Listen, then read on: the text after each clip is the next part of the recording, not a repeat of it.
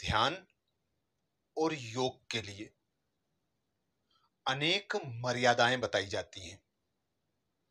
अध्यात्म उन्नति के लिए, आत्म बोध के लिए विशेष कई तरह के निषेध बताए जाते हैं।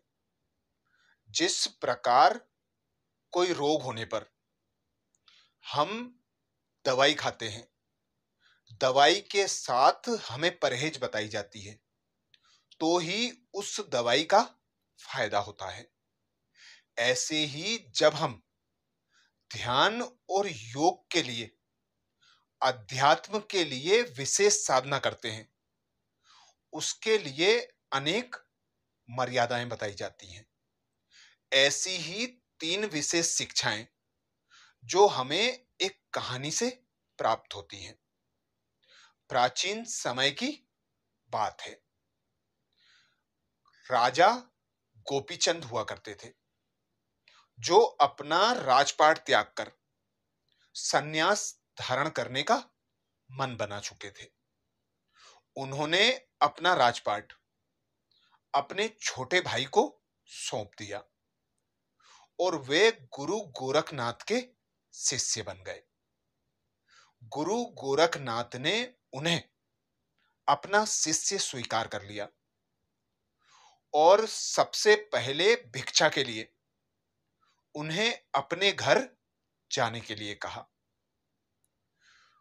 गोपीचंद ने तुरंत हां कर दी और वह भिक्षा मांगने अपने घर रंग महल में माता मैना देवी के सामने पहुंचे। द्वार पर पहुंचकर गोपीचंद बोले, अलख माताजी, भिक्षा दीजिए। मैनावती तुरंत निकली और कहने लगी, मैं श्रेष्ठ भाग्यवान हूं जो मैंने ऐसे भक्त पुत्र को जन्म दिया। गोपीचंद पुनः बोले, भिक्षा दो माता, भिक्षा दो। मैनावती बोली, आज मैं तुझे 3 विशेष शिक्षाओं की भिक्षा दूंगी जो तेरे जीवन में विशेष काम आएंगी। एक एक शिक्षा हीरे के समान होगी। गोपीचंद बोले, दीजिए माता। मैनावती बोली, मेरी पहली शिक्षा है ब्रह्मचर्य के किले में रहना। यह किला ऐसा किला है जिसमें भय, अशांति, रोग, कमजोरी, अनेक ऐसी बीमारियां हैं जो तुझे सेफ रखने के लिए यही किला काम आएगा। तो सबसे पहली शिक्षा ब्रह्मचर्य के किले में रहना, जिससे दुख, अशांति, भय, चिंता और अनेक रोगों से स्वतः मुक्ति मिल जाती है। हमारा मन और बुद्धि पवित्र बन जाता है और ध्यान योग करने में सहायक होता है। दूसरी शिक्षा मैनावती बोली, दूसरी शिक्षा में मैं तुझे विशेष ज्ञान देती हूं।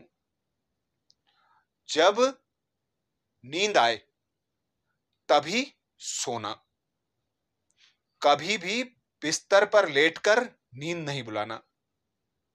नींद जब गहरी आए तभी बिस्तर पर सोना, क्योंकि जब गहरी नींद आती है तो खेतों में, मेड़ों पर भी ऐसी नींद लगती है जैसे मखमल के गद्दे पर सोते हैं।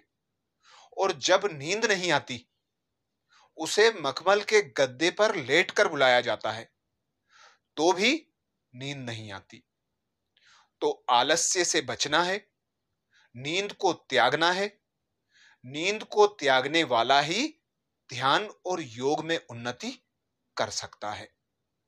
तीसरी शिक्षा में माता मैनावती बोली, सदा मोहन भोग का भोजन करना। अर्थात जब भूख लगे तभी भोजन करना। जब किलकिलाती भूख लगती है तो चना चबेना भी मोहन भोग के समान अर्थात छप्पन भोग के समान लगता है। और यदि भूख ना लगे तो मोहन भोग भी चने चबेने के समान लगता है। तो विशेष 3 शिक्षाएं, जिसमें तीसरी शिक्षा से भी विशेष लाभ होता है। हम जब भोजन कम करते हैं तो हमारा तन मन स्वस्थ रहता है, हल्का रहता है। हम योग और ध्यान करने में ज्यादा समय व्यतीत कर सकते हैं। तो ऐसी 3 विशेष शिक्षाएं सदा अपने साथ रखते हुए ध्यान योग की साधना में विशेष लाभ प्राप्त कर सकते हैं। पहली शिक्षा है ब्रह्मचर्य व्रत का पालन करना।